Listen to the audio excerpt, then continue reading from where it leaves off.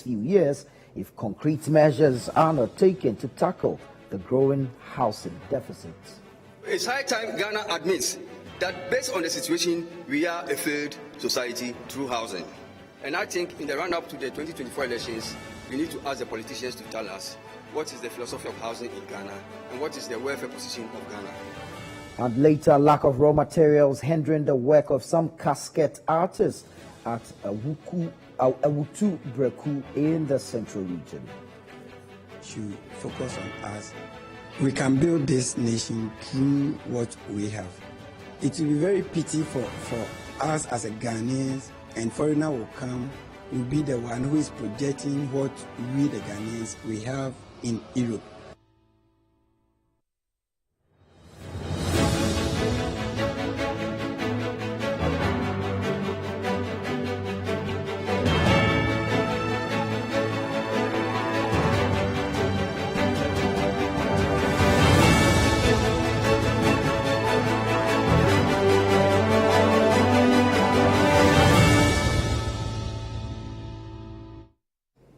Grateful for your time this morning. We'd like to hear from you because the show is interactive, and so join us on the number on your screens and of course on our social media at City TV, and of course you can also get on YouTube at CityTube.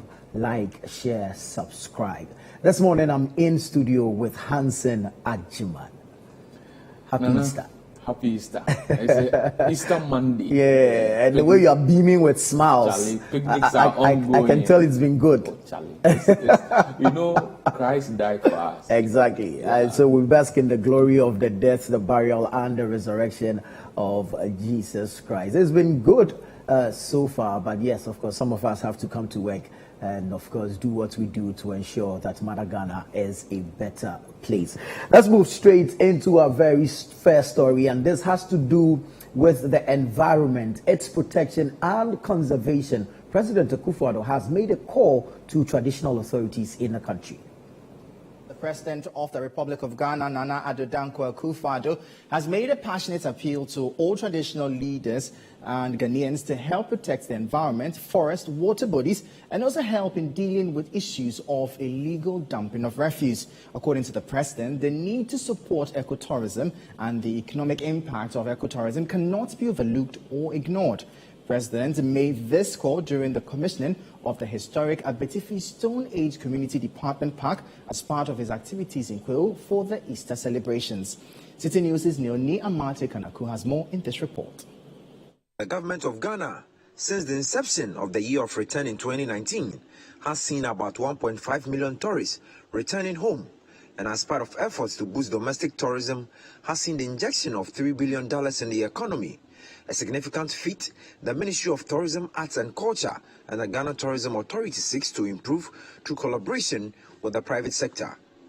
Addressing a large gathering at the commissioning of the historic Abetifi Stone Age Community Development Park in Kweo as part of this year's Kweo Easter activities, the President, Nana Addo, who cited some neighboring African countries who have leveraged on ecotourism to create employment and raise significant revenue, called on all Ghanaians to support the tourism agenda to change the economic fortunes of the country. The need for us to support ecotourism. The economic impact of tourism cannot be overlooked or ignored.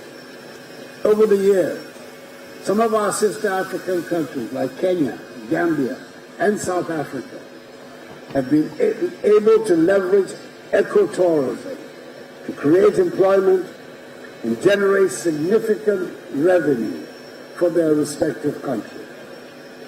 Abetifi Stone Age Park, a place whose history dates back to some 12,500 years ago, when duly supported, will attract tourists and history lovers into the country.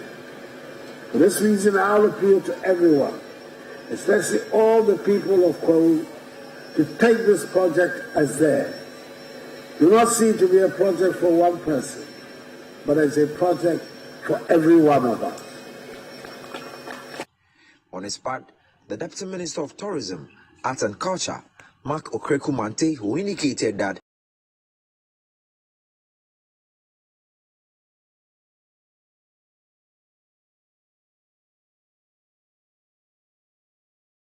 Ghana has cemented its position in diasporic tourism in West Africa and Africa due to the president's commitment to the sector. I'm thrilled to share with you some remarkable numbers and feats achieved by the administration of our president, Nana Addo Dankwa Akufo-Addo, through various initiatives. Firstly, I'm proud to announce that since the inception of the Year of Return campaign in 2019, Ghana has witnessed a significant increase in tourist arrivals. Over 1.5 million tourists have visited Ghana, injecting over 3 billion USD into our economy. This remarkable achievement has not only boosted our tourism sector, but has also contributed to job creation and economic growth, benefiting local communities and businesses alike. Thank you, Mr. President, for your leadership and commitment to developing tourism, arts, and culture ecosystem. The Abetifi Stone Age Park, which has a cave that has been in existence for decades, sits on a 52-acre land and has attracted a number of tourists and archaeologists from all over the world. The founder, Ben Addo, an archaeologist himself, indicated that their goal is to create employment for the teeming youth and the community, promote domestic tourism to boost economy. Today, I stand before as your humble servant, whose vision is to turn things around, to give leisure to those who wish to relax in this beautiful town and highest habitable point in Ghana, to provide employment for our citizenry, and to enhance tourism and thereby contributing to improving on the general economy and Ghana beyond aid. Later, the president joined revelers of this year's Kwahu Easter Festival at a night with Amachi Day at the Rock City Night Club, where the president was treated to good old tunes of the hip life legend. After a 2-hour thrilling performance by the legend and his international band, he dedicated his Debi Debi Ebeye song to the president, encouraging him that the hard times will soon pass. For City News, Neo Ni Amati Kanaku, Rock City, Kwahu. Abdul Showboy. Hansen. See, Nanado is everything you want to be at your He's own the man. age. He's the man. He's the man. He's the man. At 79, the man is in the 9 club. But of course, more importantly, we cannot emphasize the importance of promoting ecotourism enough. And of course, along with that, it is important that we ensure protection of the environment, our water bodies, and of course, the entire ecosystem. I think this is one thing that has received media attention. I mean, when we talk about the fight against illegal mining and also talk about certain human factors that affect the forest reserves that we have that affect our environment, talk about the indiscriminate cutting down of trees, and you cannot in any way underestimate the impact and the role traditional leaders have to play. Yeah. But for me, one thing that we will have to bear in mind is how Kwahu Easter has come to stay, and how we can leverage on the tourism potential of Kwahu and its enclaves.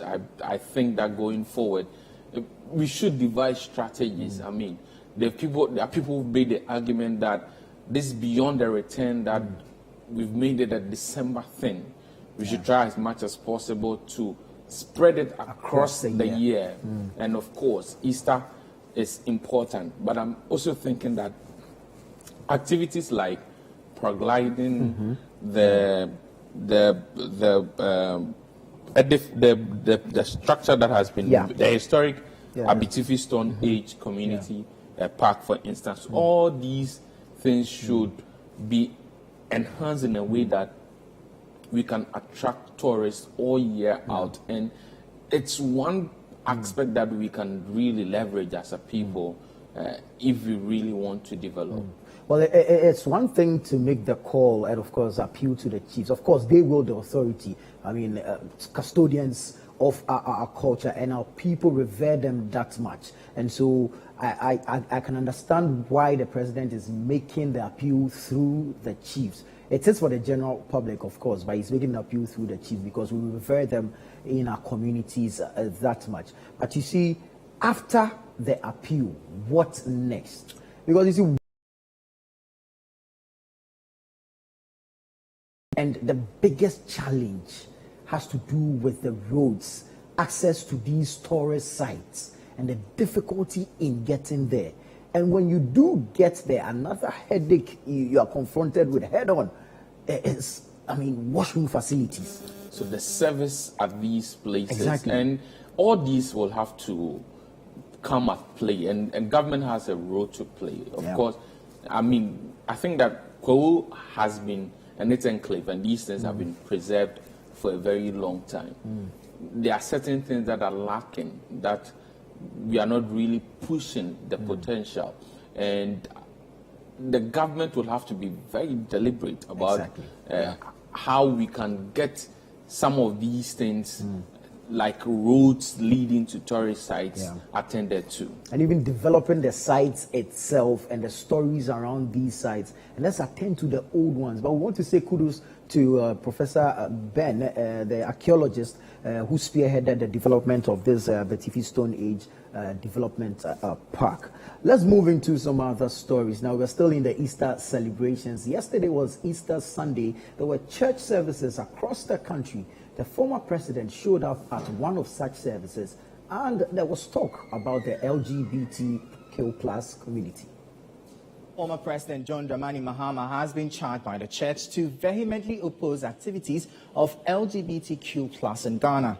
This comes weeks after the issue became topical following comments by U.S. Vice President Kamala Harris during her visit to Ghana. With the anti-LGBTQ bill still in Parliament, many people, especially the minority, have called on President Akufo-Addo to come clear with his stance. Now, during a resurrection service by the Adabraka district of the Assemblies of God Church, head pastor of the Holy Hill AG implored John Mahama to resist activities of the act should he be elected into office. Now, my colleague Kweku Eduama Ansa was in church with the former president and came through with this report. Kweku, what more can you tell us? Right, so the former president, John Dramani Mahama, had joined Christians from the Adabraka district of the Assemblies of God Church to celebrate the crucifixion and the resurrection of Jesus Christ on the Resurrection Sunday service. And so a lot of Christians came clad in white apparels and other accessories, all to signify the death of Jesus Christ and his resurrection and also his importance. And so a lot of them danced, they praised the Lord and also worshipped him in diverse ways at the service. And for some of them, they say that it is the best thing that would ever happen to any Christian.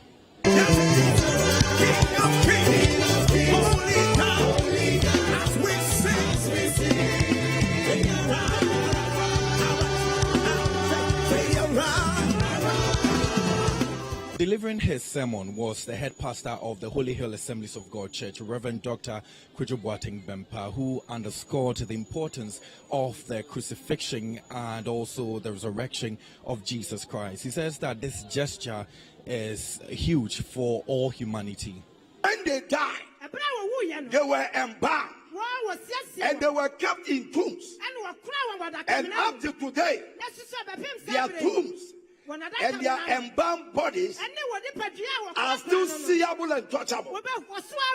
But if you go to Jerusalem right now, when Jesus died, he died and he was buried. When he was buried, we were all buried. The Bible said on the third day, he rose up from the grave and he gave us a hope. He is not in the tomb. He came out of the tomb. In the name of the Lord Jesus, anything the devil wants to use to bury you, I see you coming out because Jesus came out of the tomb. With the issue of the LGBT activities becoming very popular in recent times, especially after the visit by the Vice President of U.S., Kamala Harris. The head pastor of the AG Church here at the Kwame Nkrumah Circle, that's the Holy Hill Assemblies of God Church, took the opportunity to charge the former president, John Dramani Mahama, who was present at the church service, to not be coerced by any international forces to accept activities of LGBT here in the country. Since you have been a father before, and maybe by the mercy of God, if God ever show you mercy and give you another chance, remember to promote righteousness in Ghana. Remember to please God and to stand strong against homosexuality.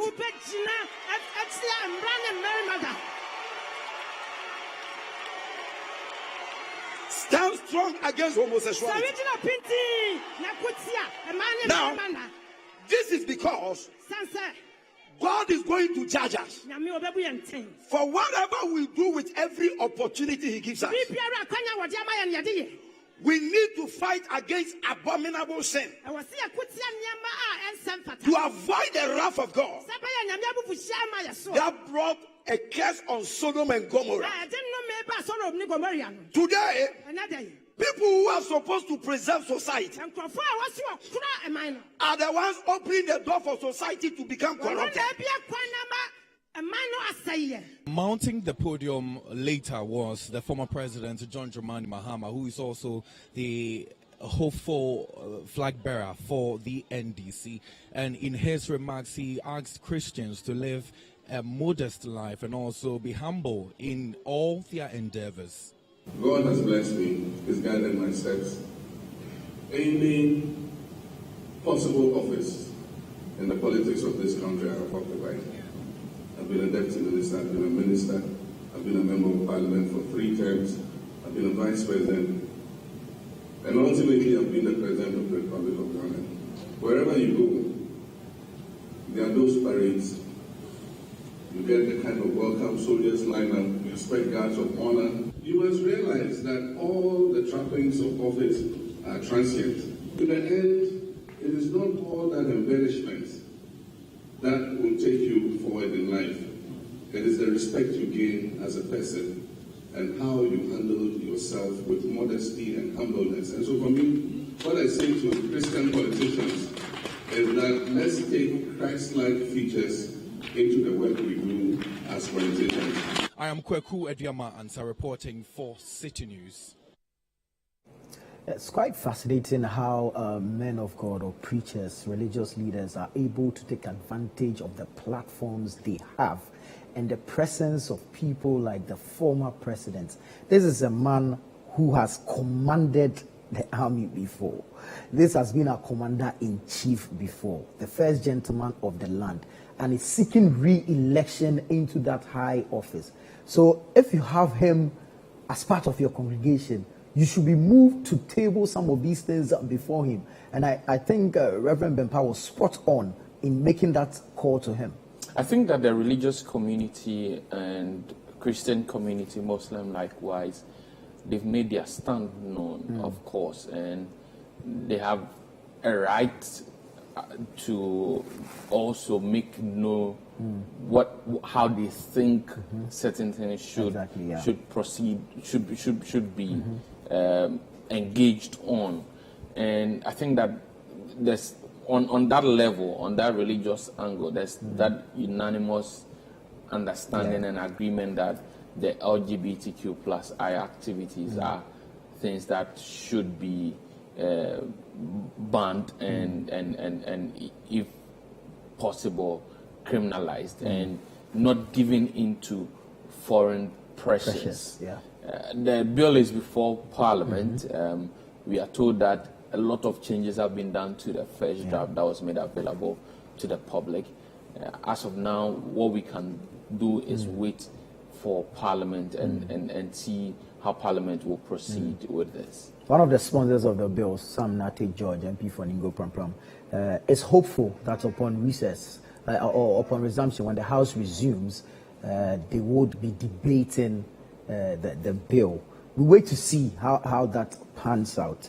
But it's really interesting to note how the religious community keeps hitting at it. Yeah, but I also think that in as much as this is of importance to them, they should also use it as an opportunity to also touch on certain aspects of the economy and of governance when they get opportunity to speak directly to these politicians who are seeking to lead the country. I agree. Let's make progress. We've been seeing some rains and we are expecting more rains according to the Ghana Meteorological Agency. But experts are saying that if we do not make deliberate attempts to address our housing deficit, then there's a disaster waiting to happen with respect to flooding in the country.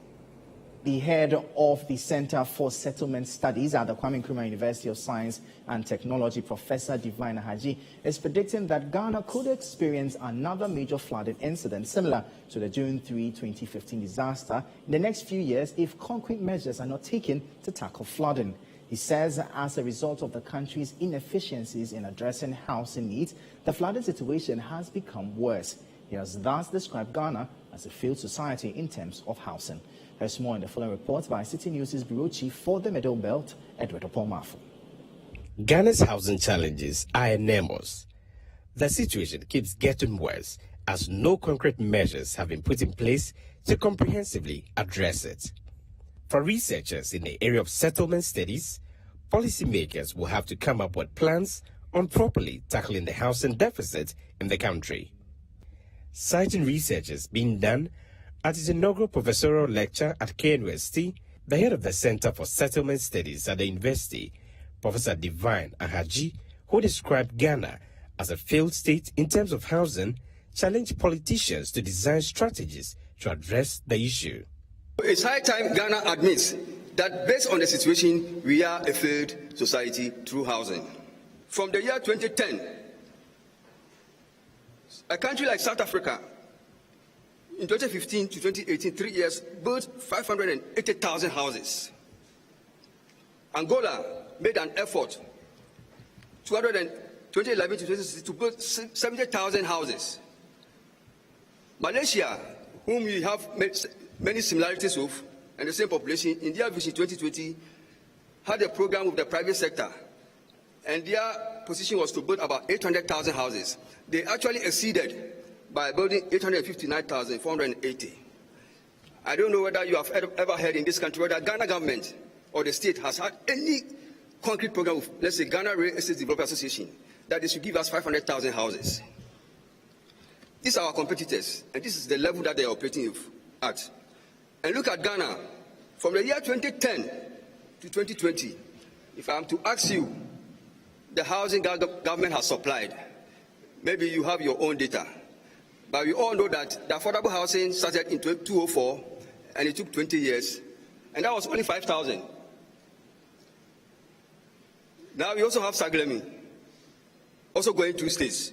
And I think in the run-up to the 2024 elections, we need to ask the politicians to tell us what is the philosophy of housing in Ghana and what is the welfare position of Ghana. And then the right to housing must be considered for inclusion into the constitution. He says studies conducted in many communities in Ghana show that a major housing challenge people are facing is access to funds to get decent spaces. He's thus advocating for policymakers to design affordable housing schemes that purposefully target the vulnerable who in actual sense cannot afford decent houses. Our affordability issues must be redefined and looked at again. And I think this is something that we call for serious public discourse. Recently, we did a study in Kumasi, Asawasi, Atonsu, and Ija, and it shows that based on their current income, their rent-to-income ratio was around 10%. So many of the people who, sorry to say, live in the areas that we declare substandard, pay about 10% of their income on housing because of situations.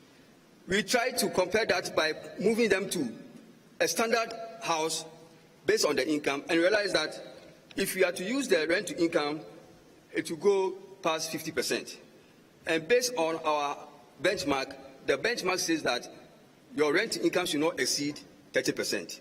So what it means is that Many of all those people actually cannot fend for themselves when it comes to housing, and we need some form of support. And that is why we have to properly define the issue of affordability so that it targets those who really need it. According to Professor Divine Ahaji, stakeholders' inability to properly tackle housing needs of Ghanaians has led to the worsening flooding situation in the country. In recent times, lives are lost each year as properties are destroyed due to floods. Professor Divine Ahaji says available data shows that the country's flood preparedness is not getting any better. He's thus calling on government to put measures in place in order to prevent flooding incidents that could potentially lead to the loss of many lives that can be likened to the June 3, 2015 disaster. Regions that experienced floods in the year 2021. 13 regions across the 16 experienced flood in this country in 2021, and that should be worrying for us. What is also worrying is that if you look at the bimodal curve on the right, typically the peak of the rainy season is from April to July. But what we experienced in 2021 actually happened in November, including the tidal wave that happened at Keta and Ketu South in November 2021. And if many of you recall, in 2022 we had a similar trend, although it was not such a degree. So what the picture is painting is that through our inefficiencies in housing, flooding is now becoming a national problem for all of us. Currently, Ghana experiences major floods every 2 years for the last 20 years. And if you recall, just a week or 2 weeks ago, we had some flooding at Araga Junction in Kumasi. Last year was a bit silent, and that's the scenario that it is painting. What is clear is that our preparedness is not getting any better. And now, Madam Chair, the June 3rd, 2015 incident is equivalent to what we call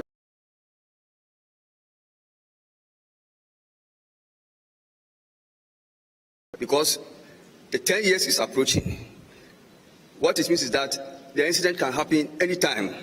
It could be this year, it could be next year, it could be the following year.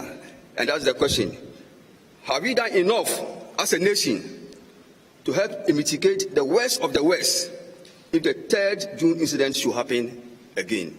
Despite the numerous challenges that the country faces when it comes to the housing sector, it appears stakeholders have not given it the needed attention. And as such, they have been urged to find ways of addressing it comprehensively. For City News, I'm Edward Oponmafo, Kumasi. Well, Prof makes a very valid point because despite the figures released by the GSS, that's the Ghana Statistical Service, regarding a reduction, a 33% reduction in the housing deficit from about, I think, 2.8 million we had seen earlier to about 1.8 now. The quality of these housing units is where the challenge is. And then, of course, we look at affordability of housing units in the country. And so now we are seeing more clusters of kiosks and containers being used as residential facilities. And sometimes also, you also want to consider the reach. So, I mean, there are a lot of houses, but how will you analyze that with respect to the number of people in the country who actually can't access housing? And I mean, the UN defines affordable housing to mean that if you are spending more than 30% of your monthly or annual income on rent or whatever, then it is not affordable. Right. I mean, if you do a survey and you go around, you get that out of guesswork, you can out of 10 Ghanaians that you call out. I mean, they may be spending close to 40% or even more of their salary on housing. And this issue about 2 years rent, advance people and all. have to literally work and save and give the money to their landlords. Then you ask the question, what really becomes of their own plans? Can they save to achieve something? And then when we talk about affordable housing, I mean, the Saglem is rotting away. A lot of other affordable housing schemes that have been undertaken by the government but not completed. One government starts an affordable housing scheme, another government comes, leaves it and starts another one, and you do not finish. And even those that have been completed, the question is, how affordable are they? And so I think that this is a key question. And also planning. I think that it's not just about getting the houses available. We have to plan adequately, because if you don't plan and make sure that the land use system is adhered to the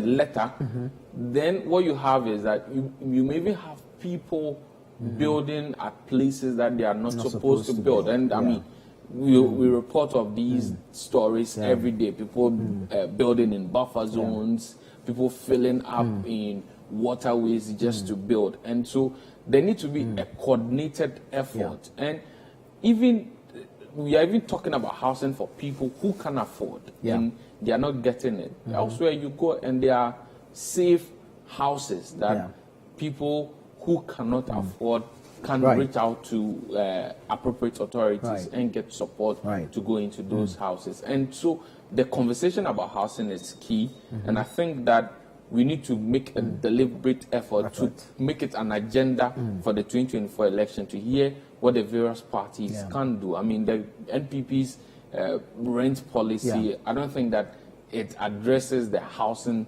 issue in the country. To an extent. Yes, to an extent, but not entirely. Not entirely, and we need a deliberate effort in addressing the housing challenges that we face as a people. And these are the dangers Prof points out in his presentation, linking the housing deficit, the clustering we are seeing to the flooding situation if the rains should come, and come in the volumes that we witnessed on that fateful day in June 3. Well, you're still watching CNR Extra here on City TV, still to come. Specialists call for involvement of Africa in the development of artificial intelligence to help deal with rising unemployment situations on the continent. We'll be right back with the details. Do stay.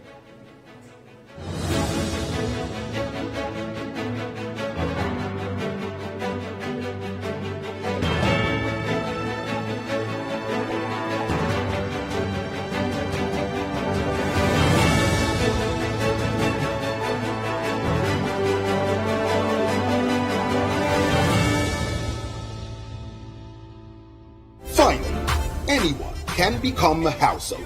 Oh, wow. Yeah. You Go Flip, a real allows a house or cash or consolidated funds, such as savings towards a house. Simple and easy to play. Visit www.yougoflip.com. Buy a ticket to enter the game. Wait for the end of the game to enjoy the win. Anyone can win. Flip it or own it. You Go Flip. This advertisement has been vetted and approved by the Gaming Commission of Ghana. Play responsibly, not for persons below 18 years, and gaming can be addictive.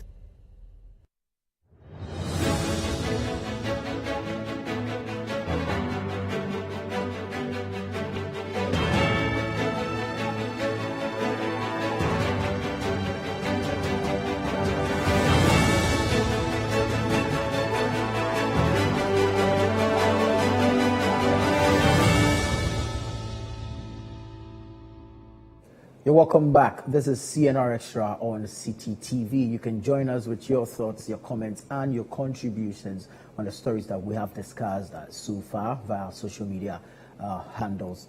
Let's now take you to the Bruno region, where the issue of land encroachment really is becoming disturbing. This time around, encroachers are taking over the land of the Sunyani Senior High School. Senior High School SEC in the Bruno region has lost most of its lands to encroachers.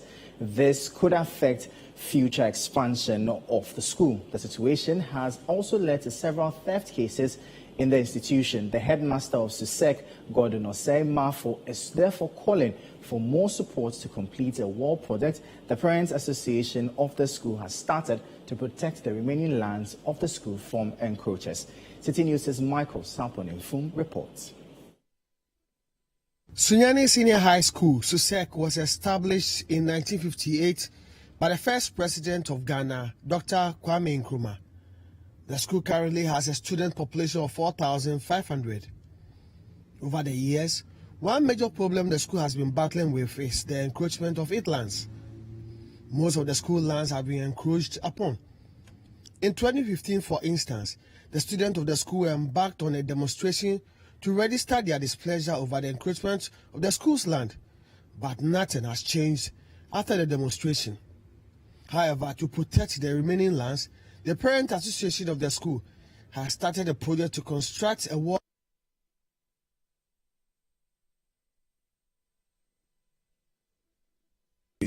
and it also prevents the students from moving to those community. He also called for support to complete the wall project to ward off the encroachers. Now, with the help of the PTA, the chairman and the executive, they are doing well. So almost I can say that it's almost 60% complete. And we have molded about 15,000 blocks to complete the rest. So those who want to come in to help, our arms are open to receive those any assistance that will be given to us. A tutor and a student of the school also spoke to City News on how the activities of the encroachers are affecting them. In fact, as a staff staying on campus, we are so much disturbed by the encroachers who live around us. Sometimes as late as 9, 10, 11 p.m., they will be using these motorbikes, motorking, crossing around the school. And then there is a bar just behind the wall, making noise on top of its addition. And that disturbs us a lot. There will be programs outside like playing of music that goes a long way to disturb students during classes hours and both preps time. And also, thieves sneak into our school to embark on certain acts which goes against us as students and the entire SUSEC community. So those are the effects that this thing poses on us. And I think this construction of the wall project is going to help curb this menace. From SUSEC in Sunyani, Michael Sapon-Infum, City News. Quite disturbing. Perhaps the Blue region needs a Henry Corti. Yes, I mean especially at a time where we're doing free SHS, there's open access, increased access, and we're having challenges with infrastructure, and we are allowing encroachers to take over school land. And it's not just SUSEC. I mean, the rich school lands are being encroached. The Sunyani Airport, during the time when the reconstruction or the rehabilitation was being done, there were concerns about encroachment. The Sunyani Technical University, which is not so far from SUSEC, have also, the authorities there have also complained about encroachment of their lands. And one thing is that the population in Sunyani is increasing.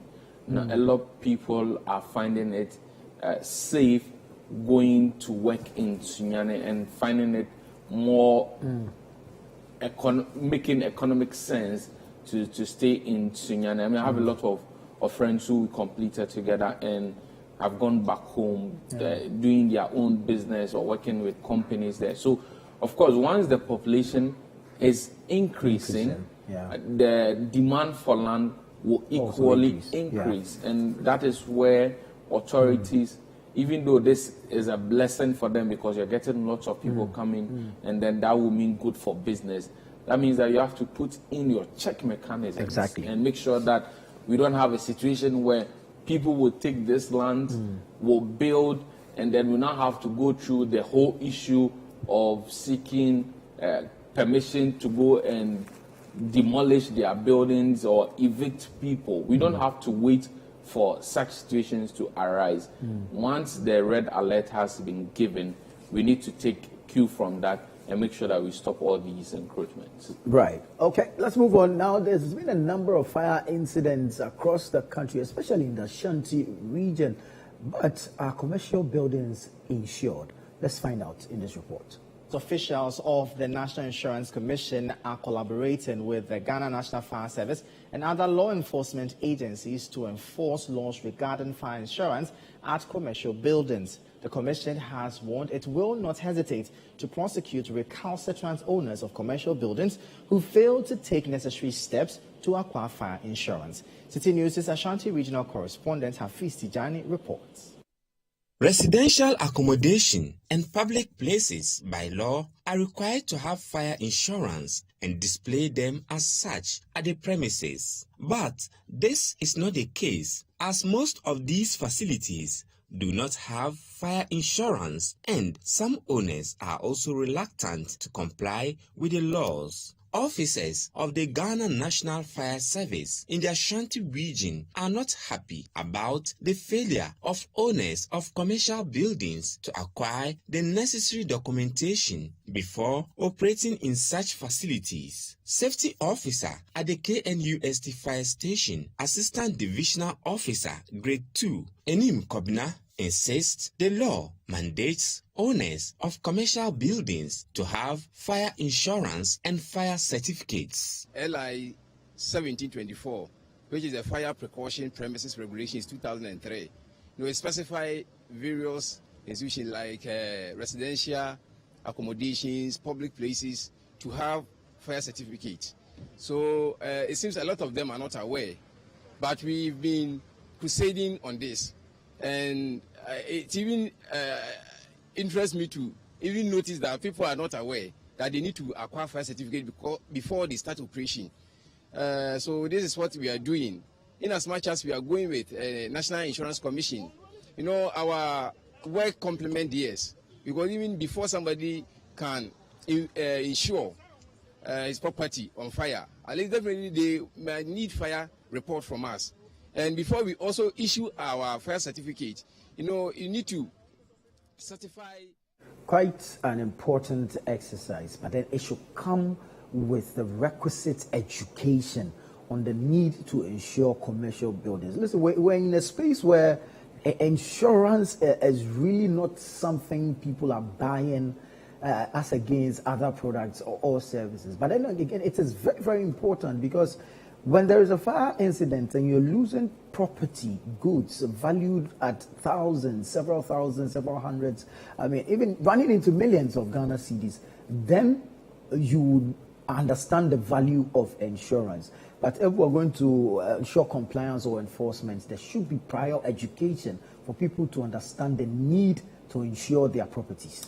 Generally, I think that people are not so enthused into going into or subscribing for insurance packages and policies. And so it is essential that we undertake a vigorous education to at least make sure that people understand the need to subscribe to insurance packages. Very, very important, and we hope that the National Insurance Commission and the Ghana Fire Service continue in this stead, and of course help get some of these commercial properties especially insured. This is CNR Extra here on City TV, still to come. Lack of raw materials hindering the work of some casket artists at Ewutu Breku in the Central Region. Stay with us for the details.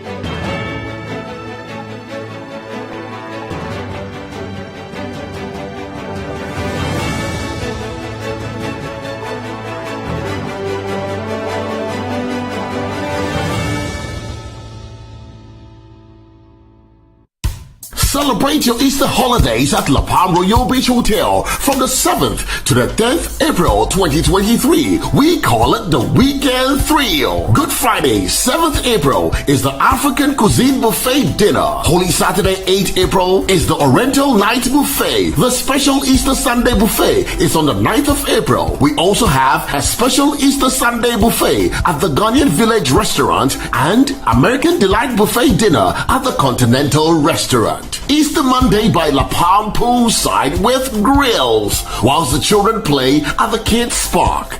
Enjoy our rooms for $130 single and $150 for double occupancy. Call 0577-665964 for advanced reservations. La Palm Royal Beach Hotel, uniquely golden, traditionally Ghanaian.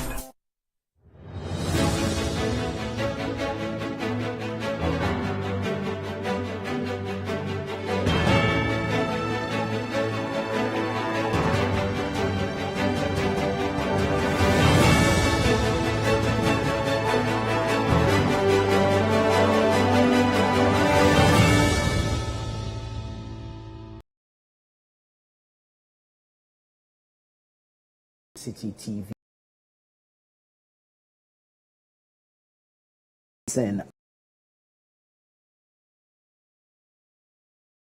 and technology.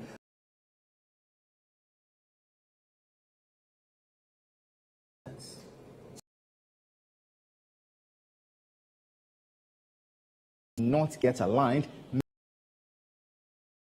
Stakeholders in Africa are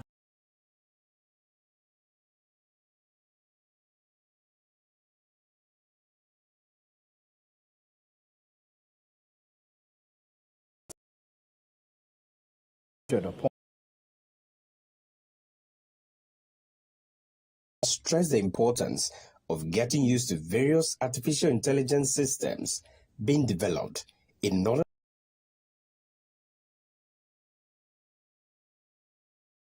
all areas for it to give a of the Responsible AI Network Africa. Professor Jerry John Ponyo is thus advocating for the need to ensure a responsible AI system where data from Africa, for instance, would be well incorporated. Artificial intelligence is about machine.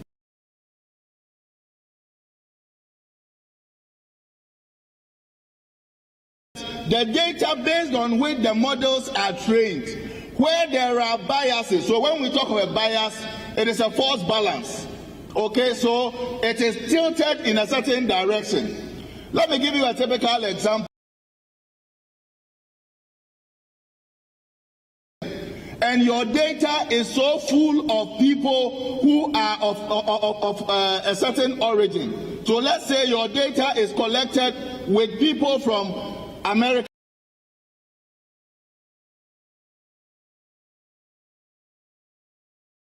When you feed that to the machine, it gives it an impression as though the only people in the world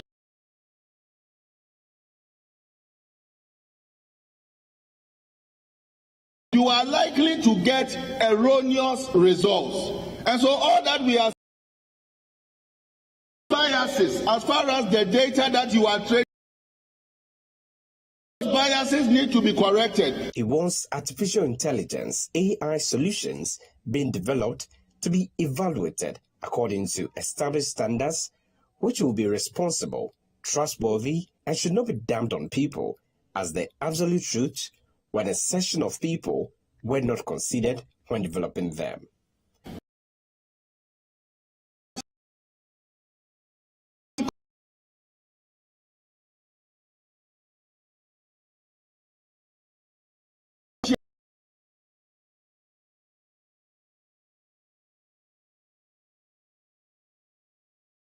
Developing a solution for a rural community in Africa.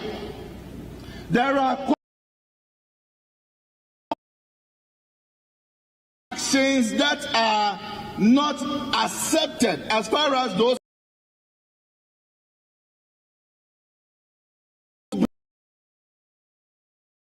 to pick take their views on board in developing a solution for them. Friends, am I communicating? Several instances, solutions are developed and then they are dumped on a certain group of people. And then they begin to use it. And then it begins to affect the social construct as far as that particular environment is concerned. Professor Jerry John Ponyo made this statement at a conference at the Kwame Nkrumah University of Science.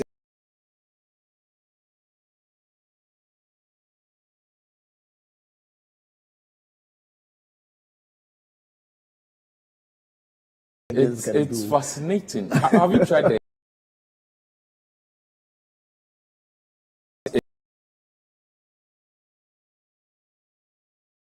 response that it can give you? I mean,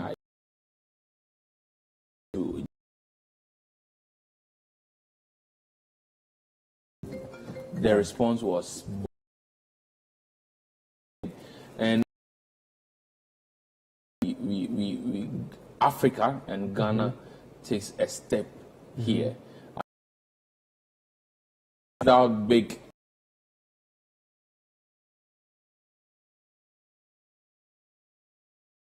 solution, which it is anchored on AI, and which will build on the digital technology that we have.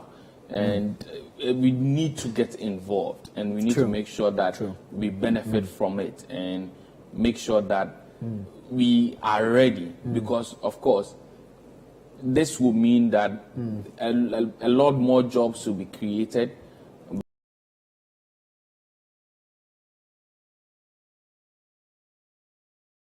have to be ready as a people and as a continent to capitalize from it. But clearly, that's the future. It is coming. It has come, and the earlier we grasp it, learn it, apply it, the better for all of us. Let's now take you to the central region, where some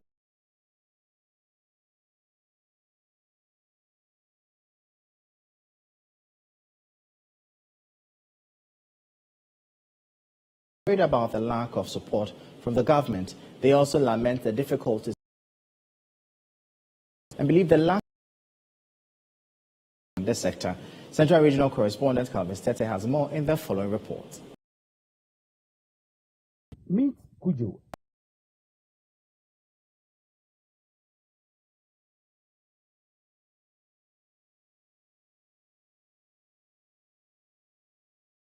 Under him, several other young individuals are the craft. To a coffin artist of Europe,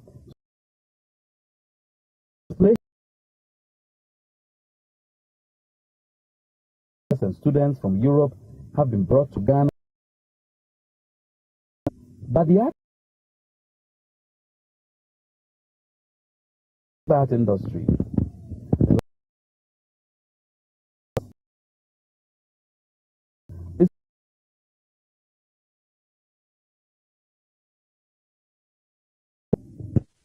with them, we are better this nation through what we have. It will be very pity for us as a Ghanaians